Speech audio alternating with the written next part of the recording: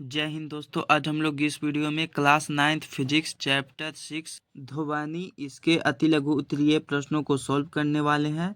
तो इससे पहले यदि आप लोग हमारे इस चैनल पे नए आए हैं तो चैनल को सब्सक्राइब कर देंगे, वीडियो को लाइक एंड अपने दोस्तों के पास शेयर कर देंगे। पहला प्रश्न है, ध्वनि तरंगों को यांत्रिक तरंगे क्यों कहते हैं? इसका उत्तर लिखेंगे कि क्योंकि यांत्रिक ऊर्जा ही ध्वनि ऊर्जा को उत्पन्न करती है जो तरंगों के रूप में आगे बढ़ती है, इसीलिए ध्वनि तरंगों को यांत्रिक तरंगे कहते हैं। अगला प्रश्न है, तरंग कितने प्रकार की होती है, उनके नाम बताएं। इसका उत्तर लिखेंगे कि तरंग दो प्रकार की होती है, पहला अनुदैर्घ्य तरंग और दूसरा अनुप्रस्थ तरंग। प्रश्न है कि वायु में ध्वनि तरंगे अनुदैर्घ्य तरंग है या फिर अनुप्रस्थ तरंग, ये हमें बताना है। इसका उत्तर लिखेंगे कि वायु में अनुदैर्घ्य तरंग होता है, तो यहाँ पे इसका उत्तर हो जाएगा अनुदैर्घ्य तरंग।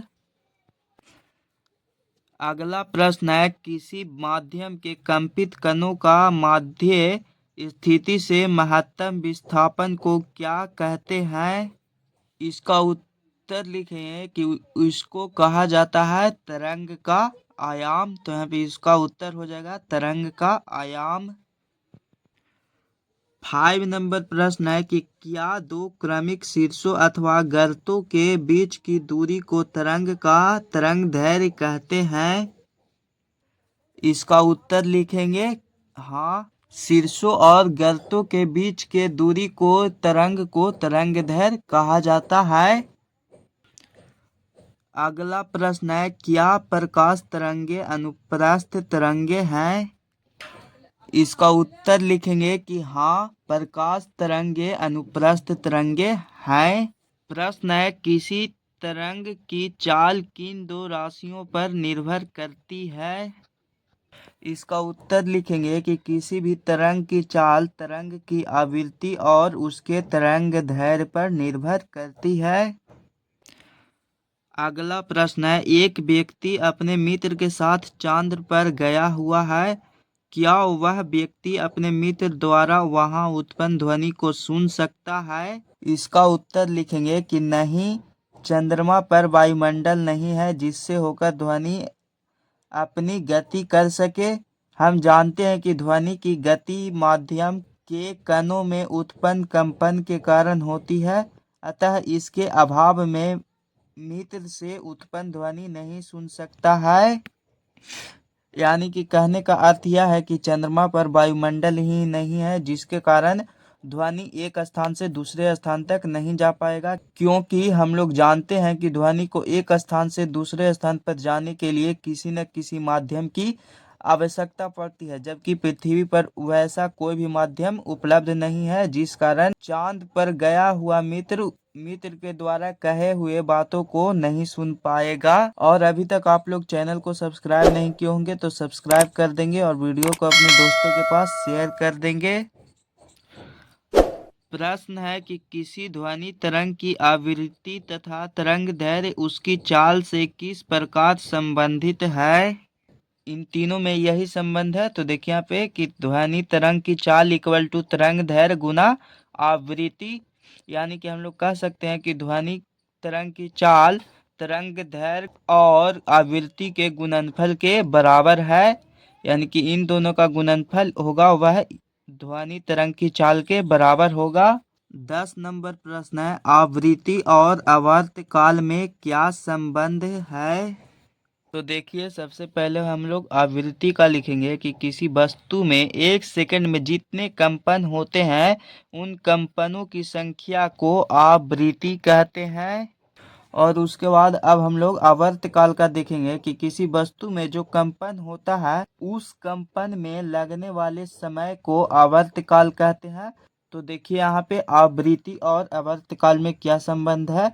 तो आवृत्ति आवर्त काल के विलोम के बराबर है, यानी कि ये एक दूसरे के उल्टा होते हैं, उसके बराबर होते हैं। जैसे कि देखिए यहाँ पे अर्थात कहा गया है कि v इक्वल टू 1/t, ये दोनों हमेशा एक दूसरे के विपरीत दिशा में होते हैं।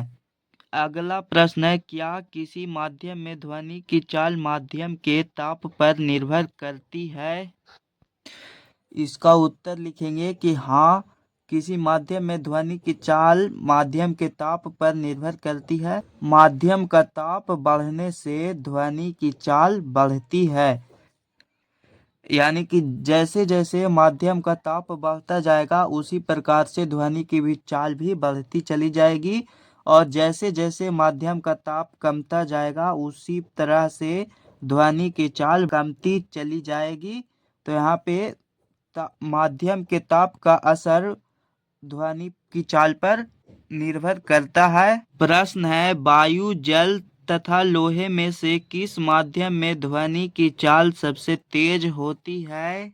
तो देखिए यहाँ पे लोहे में ध्वनि की चाल होती है 5130 मीटर प्रति सेकंड, वायु में होता है 332 मीटर प्रति सेकंड तथा जल में होता है 1483 मीटर प्रति सेकंड। तो अतः हम लोग कह सकते हैं कि लोहे में ध्वनि की चाल सबसे तेज है, यानी कि सबसे अधिक होता है ध्वनि की चाल लोहे में। प्रश्न है, तरंग का कौन सा गुण पहला है प्रबलता और दूसरा है तरत्व को निर्धारित करता है? इसका उत्तर लिखेंगे कि ध्वनि की गुणता वह अभिलक्षण है जो हमें समान तारत्व तथा प्रबलता की दो ध्वनियों में अंतर करने में मदद करता है। यानी कि ध्वनि की गुण है वह है जो तारत्व और प्रबलता दोनों में अंतर बताने का कार्य करता है। ध्वनि की गुणता, आप लोग इसे समझ गए होंगे।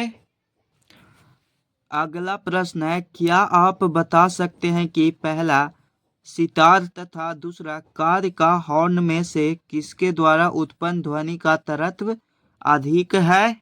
इसका उत्तर लिखेंगे कि कार के हॉर्न में, हम लोग जानते भी हैं कार का हॉर्न जो होता है वह कितना ज़्यादा साउंड इफेक्ट करता है, यानी कि उससे बहुत ही ज़्यादा मात्रा में ध्वनि उत्पन्न होती है और वह ध्वनि बहुत ही ज़्यादा प्रबल होती है। किंतु जो सितार का ध्वनि होता है वह बहुत ही ज़्यादा नॉर्मल होता है और उसकी आवाज़ ज़्यादा नहीं होती है। तो आप लोग इसका उत्तर लिखेंगे कि कार के हॉर्न में सबसे ज़्यादा अधिक होती है।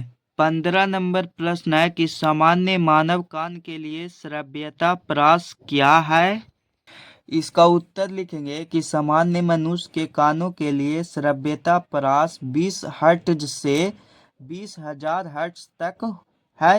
यानी कि कोई भी सामान्य मानव जो कि कम से कम 20 हर्ट्ज की ध्वनि तथा अधिक से अधिक 20,000 हर्ट्ज की ध्वनि को अपने कानों के माध्यम से सुन सकता है। वह मनुष्य 20,000 हर्ट्ज से अधिक की ध्वनि को नहीं सुन सकता है और ना ही 20 हर्ट्ज से कम की ध्वनि को अच्छे से सुन सकता है। तो इसी को ही कहा जाता है श्रव्य प्रास। तो मनुष्य का श्रव्य प्रास होता है 20 हर्ट्ज से लेकर 20,000 हर्ट्ज तक की। अगला प्रश्न है, दिए गए ध्वनियों से संबंधित आवृत्तियों का प्रास लिखें। पहला है अपश्रव्य तरंगे तथा दूसरा है प्राश्रव्य तरंगे। इसका उत्तर लिखेंगे कि अपश्रव्य तरंग का कि 20 हर्ट्ज से कम की ध्वनि को अपश्रव्य तरंग कहते हैं और प्राश्रव्य तरंग किसको कहते हैं? तो 20,000 हर्ट्ज से अधिक की ध्वनि को प्राश्रव्य तरंग कहते हैं। प्रश्न है कि हर्ट्ज किस राशि का मात्रक है? इसका उत्तर लिखेंगे कि हर्ट्ज आवृत्ति का मात्रक है। अगला प्रश्न है, प्रतिध्वनि किसे कहते हैं? इसका उत्तर लिखेंगे कि किसी विस्तृत अवरोध से ध्वनि के प्रवर्तित होकर उसके पुनः सुने जाने की घटना को प्रतिध्वनि कहते हैं। यानी कि जैसे किसी व्यक्ति ने कुछ भी बोला और वह ध्वनि टकरा कर किसी वस्तु से पुनः उसे सुनाई देती है, तभी उसे कहा जाता है प्रतिध्वनि। जैसे कि आप लोग सिनेमा हॉल में देखते होंगे कि वही आवाज़ बार बार गूंजता रहता है, या फिर किसी बंद कमरे में बोला जाए तो वही ध्वनि बार बार आपस में टकरा कर हमें वही ध्वनि पुनः अपने कानों में सुनाई देती है, तो उसे ही कहा जाता है प्रतिध्वनि। प्रश्न है कि 20 हर्ट्ज से कम आवृत्ति वाली ध्वनि को क्या कहते हैं? अभिश्रव्य ध्वनि या फिर पराश्रव्य ध्वनि? इसका उत्तर लिखेंगे कि 20 हर्ट्ज से कम आवृत्ति वाली ध्वनि को अभिश्रव्य ध्वनि कहते हैं। 20 नंबर प्रश्न है कि ध्वनि के बहुल परिवर्तन के उपयोग के कोई दो उदाहरण लिखें। तो यहाँ पे इसका उत्तर लिखेंगे कि ध्वनि के बहुल परिवर्तन के उपयोग में पहला डॉक्टरी स्टेथोस्कोप, जिसे आला कहा जाता है। डॉक्टर लोग होते हैं जो इससे हार्ट की ध्वनि ये सभी मापते हैं। और दूसरा हॉर्न, बिगुल तथा लाउड स्पीकर इत्यादि में भी किया जाता है, जिससे कि वही ध्वनि टकराकर हमें पुनः वापस सुनाई पड़ती है। तो ये रहा दो उपयोग, आप लोग लिख लेंगे। पहला है डॉक्टरी स्टेथोस्कोप में और दूसरा हॉर्न, बिगुल तथा लाउड स्पीकर इत्यादि में। अगला प्रश्न है ध्वनि की आवृत्ति 500 हर्ट्ज है, आवर्तकाल का मान क्या होगा? तो हमें इसका आवर्तकाल का मान ज्ञात करना है। तो देखिए इस प्रश्न में दिया गया था आवृत्ति 50 हर्ट्ज और आवर्तकाल हमें ज्ञात करना है। यहाँ पे वाट दिया गया है। तो आवर्तकाल का फॉर्मूला होता है 1/आवृत्ति।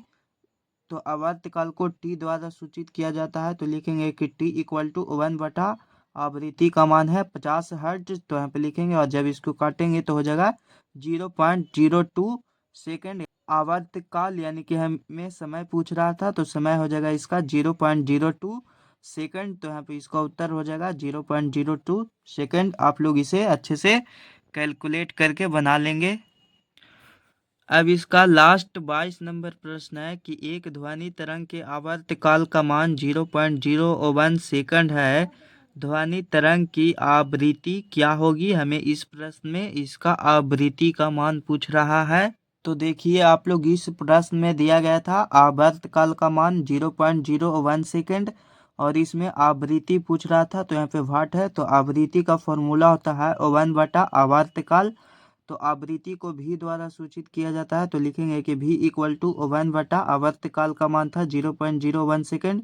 तो आप लोग देखिए यहाँ पे एक अंक के बाद दशमलव है और दशमलव के बाद 2 अंक है। तो हम लोग जानते हैं कि दशमलव के बाद जितना भी अंक होता है उसके ऊपर में 0 लगा दिया जाता है। तो देखिए यहाँ पे इसको ऊपर में करके 0 कर दिया गया है। तो हो गया 100/1। तो जब इसको काटेंगे तो हो जाएगा 100 हर्ट्ज। तो यहाँ पे इसका उत्तर हो जाएगा 100 हर्ट्ज। आप लोग इसको कैलकुलेट कर लेंगे। और अभी तक आप लोग चैनल को सब्सक्राइब नहीं किए होंगे तो सब्सक्राइब कर देंगे। फिर मिलेंगे हम लोग एक नए वीडियो के साथ। तब तक के लिए जय हिंद, जय भारत।